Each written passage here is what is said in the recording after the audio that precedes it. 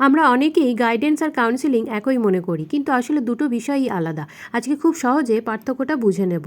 নমস্কার বন্ধুরা, আমি Priyanka. Guidance versus counselling. Guidance কি?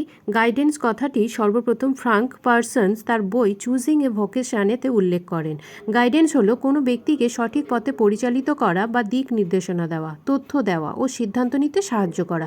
এটি সাধারণত প্রিভেন্টিভ, অর্থাৎ আগে থেকেই সাহায্য করার একটি প্রক্রিয়া।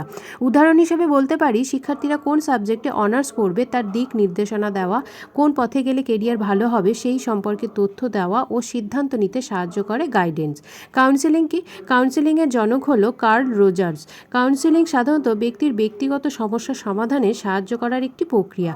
কাউন্সেলিংকে রেমেডিয়াল বা নিরাময়মুখীও বলা হয়, যাতে ব্যক্তির মানসিক কষ্ট ও দ্বন্দ্ব দূর হয় এবং আত্মবিশ্বাস গড়ে ওঠে এই কাউন্সেলিংয়ের মাধ্যমে। যেমন ব্যক্তির স্ট্রেস, ডিপ্রেশন ও রিলেশনশিপের প্রবলেম ইত্যাদির জন্য কাউন্সেলিংয়ের প্রয়োজন।